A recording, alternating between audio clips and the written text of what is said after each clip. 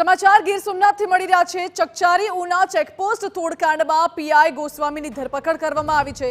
Junagadh ACB સમક્ષ હાજર થયેલા પીઆઈ ગોસ્વામીની ધરપકડ કરાઈ છે।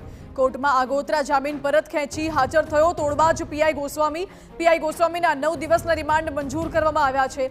રાજકોટ ગ્રામ્ય એસીબી દ્વારા પીઆઈની ધરપકડ કરવામાં આવી છે।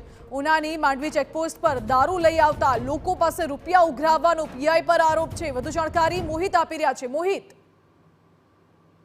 માનસી, જે ઉનાનો ચકચારી જે ચેકપોસ્ટ તોડકાંડ છે તેમાં જે આરોપી તરીકે જે પીઆઈ ગોસ્વામી છે એન કે ગોસ્વામી તેની રાજકોટ એસીબી છે તેમના દ્વારા ધરપકડ કરવામાં આવી હતી અને ત્યારબાદ તેને કોર્ટમાં રજૂ કરવામાં આવતા કોર્ટ દ્વારા તેના 9 દિવસના રિમાન્ડ છે તે મંજૂર કરવામાં આવ્યા છે।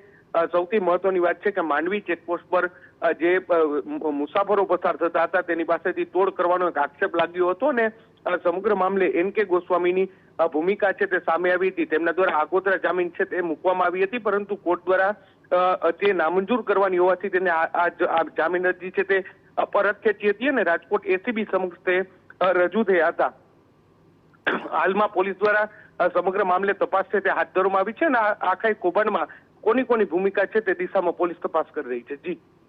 જી મોહિત, બિલકુલ આભાર આપનો। એટલે અત્યારે તો પીઆઈ ગોસ્વામીની ધરપકડ કરી લેવામાં આવી છે। તેમની સાથે અન્ય કોની સંડોવણી છે તે દિશામાં પણ તપાસ શરૂ કરવામાં આવી છે।